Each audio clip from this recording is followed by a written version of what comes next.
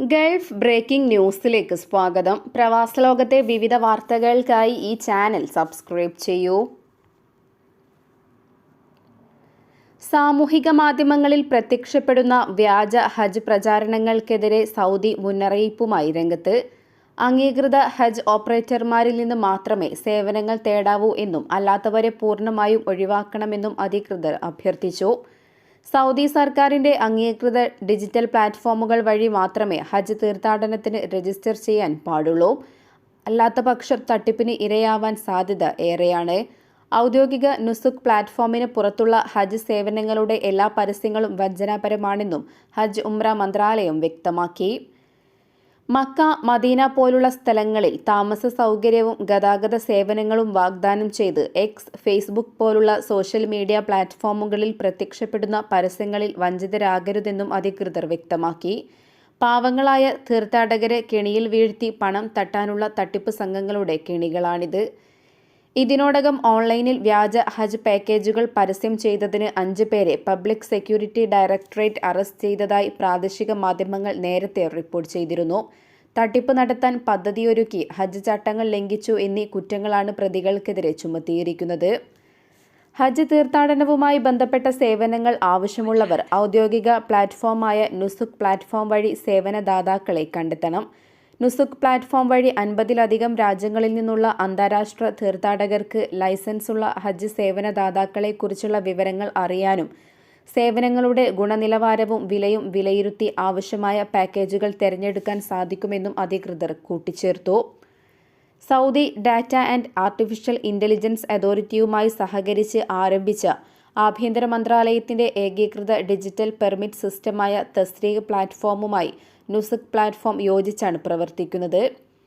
Nusuk പ്ലാറ്റ്ഫോമിനെ മറികടക്കാൻ ശ്രമിക്കുന്നവർക്ക് ഹജ്ജ് ചെയ്യാനുള്ള അവസരം നഷ്ടപ്പെടുമെന്ന് ഹജ്ജ് ഉംറ എന്നിവയ്ക്കായുള്ള ദേശീയ കമ്മിറ്റിയുടെ ഉപദേഷ്ടാവ് അഹമ്മദ് പജാഫർ വ്യക്തമാക്കി. ഹജ്ജ് സേവനങ്ങൾക്കായുള്ള ഓൺലൈൻ പരസ്യങ്ങൾ ശുദ്ധ തട്ടിപ്പുകളാണെന്നും അദ്ദേഹം കൂട്ടിച്ചേർത്തു. അതേസമയം സംശയാസ്പദമായ പരസ്യങ്ങളോ അനധികൃത ഹജ്ജ് സേവനങ്ങളോ ശ്രദ്ധയിൽപ്പെട്ടാൽ അക്കാര്യം മക്ക, റിയാദ്, കിഴക്കൻ പ്രവിശ്യ എന്നിവിടങ്ങളിലുള്ളവർ 911 എന്ന നമ്പറിലും മറ്റ് പ്രദേശങ്ങളിലുള്ളവർ 999 എന്ന നമ്പറിലും റിപ്പോർട്ട് ചെയ്യണമെന്നും മന്ത്രാലയം പൊതുജനങ്ങളോട് ആവശ്യപ്പെട്ടു. ഒമാൻ ഭരണാധികാരി സുൽത്താൻ ഹൈത്തം ബിൻ താരിഖ് ഔദ്യോഗിക സന്ദർശനത്തിനായി ഇന്ന് റഷ്യയിലേക്ക് പുറപ്പെടും. 2 ദിവസത്തെ സന്ദർശന വേളയിൽ റഷ്യൻ പ്രസിഡന്റ് വ്ളാദിമിർ പുടിനുമായി സുൽത്താൻ കൂടിക്കാഴ്ച നടത്തും. സഹകരണ മേഖലകളെക്കുറിച്ചും പൊതുവായ ആശങ്കയുള്ള പ്രാദേശികവും അന്തർദേശീയവുമായ വിഷയങ്ങളിലും ചർച്ച നടക്കുമെന്ന് ദിവാൻ ഓഫ് റോയൽ കോർട്ട് പ്രസ്താവനയിൽ അറിയിച്ചു. 10 മേഖലകളിൽ സഹകരണ കരാറുകളിൽ ഒപ്പുവെക്കും. ബലിപ്പെരുന്നാളും വേനലവധിക്കാലവും ഒരുമിച്ചെത്തുന്നതിനാൽ ഇത്തവണ നാട്ടിലേക്ക് പോകുന്ന പ്രവാസികൾക്ക് ചെലവ് വർദ്ധിക്കും. കേരളം ഉൾപ്പെടെ ഇന്ത്യയിലേക്കുള്ള ടിക്കറ്റ് ബുക്കിംഗുകൾ വർദ്ധിച്ചതോടെ വിമാന കമ്പനികൾ നിരക്ക് വളരെ അധികം വർദ്ധിപ്പിച്ചിട്ടുണ്ട്. ജൂൺ ആദ്യ വാരത്തിലാണ് ഒമാനിൽ വേനലവധി ആരംഭിക്കുക. ജൂൺ 2ാം വാരത്തിലാണ് പെരുന്നാളെത്തുന്നത്. മെയ് പകുതി മുതൽ തന്നെ ടിക്കറ്റ് നിരക്ക് ഉയർന്നു തുടങ്ങും. ജൂൺ 3ാം വാരമാകുമ്പോഴാണ് പിന്നീട് നിരക്കിൽ നേരിയ കുറവ് വരുന്നത്. ഇതിനിടെ എത്തുന്ന ബലിപ്പെരുന്നാൾ അവധി ദിവസങ്ങളിൽ നാട്ടിലേക്കുള്ള നിരക്ക് നിലവിലെ നിരക്കിനെ അപേക്ഷിച്ച് 10 ഇരട്ടി വരെയാണ്. ഇപ്പോൾ തന്നെ ടിക്കറ്റ് എടുത്താലും ഈ നിരക്ക് നൽകണം. വരും ദിവസങ്ങളിൽ നിരക്ക് ഇനിയും ഉയർന്നേക്കാമെന്നാണ് ട്രാവൽ മേഖലയിലുള്ളവർ പറയുന്നത്. ജൂൺ ആദ്യവാരം മുതൽ 3ാം വാരം കഴിയുന്നതുവരെ 100 റിയാലിന് മുകളിലാണ് ഒമാനിൽ നിന്നും കേരളത്തിലേക്കുള്ള ടിക്കറ്റ് നിരക്കുകൾ. കോഴിക്കോട്, കൊച്ചി, തിരുവനന്തപുരം, കണ്ണൂർ സെക്ടറുകളിലേക്കെല്ലാം മസ്കറ്റിൽ നിന്നും സലാലയിൽ നിന്നും ഈ ദിവസങ്ങളിൽ 100 റിയാലിന് മുകളിൽ ടിക്കറ്റ് നിരക്ക് നൽകണം. മംഗലാപുരം അടക്കമുള്ള അയൽ സംസ്ഥാനങ്ങളിലെ സമീപ വിമാനത്താവളങ്ങളിലേക്കുള്ള നിരക്കും ഏറെക്കുറെ സമാനമാണ്. എയർ ഇന്ത്യ എക്സ്പ്രസ്, സലാമെയർ, ഇൻഡിഗോ എന്നീ ബജറ്റ് വിമാനങ്ങളിൽ തന്നെ ഉയർന്ന നിരക്കാണ്. ഇതിനേക്കാൾ ഉയർന്ന തുക ഒമാൻ എയർ ടിക്കറ്റ് ലഭിക്കാൻ നൽകണം. ബലിപ്പെരുന്നാൾ ദിവസങ്ങളിൽ നിരക്ക് 200 റിയാലിന് മുകളിൽ വരെയെത്തും. അവധി ആരംഭിച്ച് ബലിപ്പെരുന്നാളും കഴിഞ്ഞ് നാട്ടിലേക്ക് പോകാൻ ഉദ്ദേശിക്കുന്നവർക്ക് ഉയർന്ന നിരക്ക് തന്നെ നൽകേണ്ടി വരുമെന്ന് വിമാന കമ്പനികളുടെ വെബ്സൈറ്റിൽ നൽകിയ ടിക്കറ്റ് നിരക്കുകൾ വ്യക്തമാക്കുന്നു. പുതിയ അധ്യയന വർഷം ആരംഭിച്ചതിനാൽ പ്രവാസി കുടുംബങ്ങളിൽ ഭൂരിഭാഗവും ചെറിയ പെരുന്നാളിന് നാട്ടിലേക്ക് പോയിരുന്നില്ല.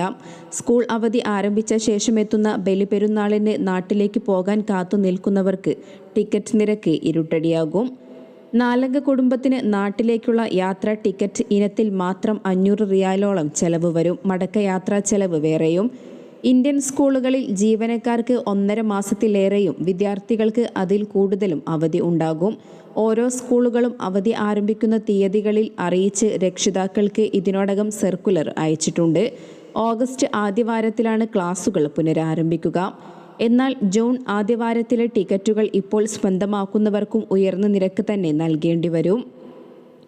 UAE ഉൾപ്പെടെ ഗൾഫ് രാഷ്ട്രങ്ങളിൽ നിന്നുള്ളവർ ഒമാൻ വിമാന കമ്പനികളെ യാത്രക്കായി ആശ്രയിക്കുന്നത് വർദ്ധിച്ചു വരികയാണ്. മസ്കറ്റ് വഴി കേരള സെക്ടറുകളിലേക്ക് നിരവധി സർവീസുകളാണുള്ളത്.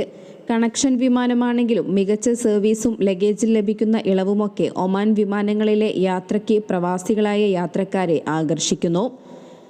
അതേസമയം നിലവിൽ കേരളത്തിലെ എല്ലാ വിമാനത്താവളങ്ങളിലേക്കും കുറഞ്ഞ നിരക്കിൽ ടിക്കറ്റുകൾ ലഭ്യമാകുന്നുണ്ട്. പ്രധാനപ്പെട്ട വിമാന കമ്പനികൾക്കെല്ലാം നിരക്ക് മുൻകാലങ്ങളെ അപേക്ഷിച്ച് വലിയ കുറവാണ് രേഖപ്പെടുത്തിയിരിക്കുന്നത്. മംഗലാപുരം ഉൾപ്പെടെ ഇന്ത്യയിലെ മറ്റ് സ്ഥലങ്ങളിലേക്കും നിരക്കിൽ കുറവുണ്ട്. എയർ ഇന്ത്യ എക്സ്പ്രസ്, സലാം എയർ, ഇൻഡിഗോ തുടങ്ങിയ മിക്ക വിമാനങ്ങളുടെയും നിരക്കിലും വൻ കുറവുണ്ട്. അതേസമയം അവധിക്കാലത്തെ ഉയർന്ന ടിക്കറ്റ് നിരക്ക് മൂലം നാട്ടിലേക്കുള്ള യാത്രയ്ക്ക് പകരം അയൽനാടുകൾ ഉൾപ്പെടെ വിവിധ രാജ്യങ്ങൾ സന്ദർശിക്കാൻ ഒരുങ്ങുന്ന പ്രവാസികളുമുണ്ട്. മലയാളികൾ ഉൾപ്പെടെ ഉംറ തീർത്ഥാടനത്തിന് അവധിക്കാലം തെരഞ്ഞെടുക്കുന്നത് പതിവുണ്ടായിരുന്നുവെങ്കിലും ഹജ്ജ് കാലം കഴിഞ്ഞാകും ഇനി ഉംറ വിസ ലഭിക്കുകയെന്നാണ് വിവരം.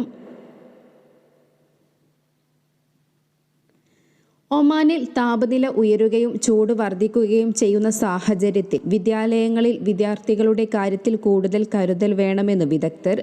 രാജ്യത്തെ ഇന്ത്യൻ സ്കൂളുകളിൽ പുതിയ അധ്യയന വർഷം ആരംഭിച്ചിരിക്കുകയാണ്. സർക്കാർ സ്കൂളുകളിലും ക്ലാസുകൾ തുടരുന്നുണ്ട്. ഈ സാഹചര്യത്തിൽ വിദ്യാർത്ഥികളിലും അധ്യാപകരിലും അനധ്യാപക ജീവനക്കാരിലും ചൂട് മൂലമുണ്ടാകുന്ന ശാരീരിക പ്രയാസങ്ങൾ ഒഴിവാക്കുന്നതിന് നടപടികൾ സ്വീകരിക്കണം. വിദ്യാലയങ്ങളിൽ ശുദ്ധമായ കുടിവെള്ളം ഉറപ്പാക്കേണ്ടതും ക്ലാസ് മുറികളിൽ വായുസഞ്ചാരം ഉറപ്പാക്കേണ്ടതുമാണ്. വിദ്യാർത്ഥികളുടെ കാര്യത്തിൽ സ്കൂൾ അധികൃതരും രക്ഷിതാക്കളും പ്രത്യേക ശ്രദ്ധ പുലർത്തണം. കുട്ടികൾക്ക് കൂടുതൽ വെയിലേൽക്കുന്ന പരിപാടികളും ചടങ്ങുകളും ഒഴിവാക്കുകയോ സമയക്രമീകരണം നടത്തുകയോ ചെയ്യാം. വിനോദസഞ്ചാരത്തിന് പോകുന്ന സ്കൂളുകൾ രാവിലെ 11 മുതൽ വൈകിട്ട് 3 വരെ കുട്ടികൾക്ക് നേരിട്ട് ചൂട് ഏൽക്കുന്നില്ല എന്ന് ഉറപ്പുവരുത്തണം. അവധിക്ക് ശേഷം വിദ്യാലയങ്ങൾ സജീവമായതിനു പിന്നാലെ രാജ്യത്ത് തുടരുന്ന അസ്ഥിര കാലാവസ്ഥ കുട്ടികളിൽ സാംക്രമിക രോഗങ്ങൾക്ക് സാധ്യതയുണ്ടെന്ന് ആരോഗ്യ വിദഗ്ധർ പറയുന്നു. കാലാവസ്ഥ മാറുന്ന സമയമായതാണ് രോഗങ്ങൾക്ക് കാരണം. കാലാവസ്ഥയിലും പരിസ്ഥിതിയിലുമുള്ള മാറ്റം മൂലം കുട്ടികൾക്ക് എളുപ്പം രോഗം പിടിപെടാം. കുട്ടികൾക്ക് കാലാവസ്ഥയുമായി പെട്ടെന്ന് പൊരുത്തപ്പെടാൻ സാധിക്കില്ല. വിവിധ കാലാവസ്ഥകളിൽ അവർ കൂടുതൽ രോഗബാധിതരാകുന്നു.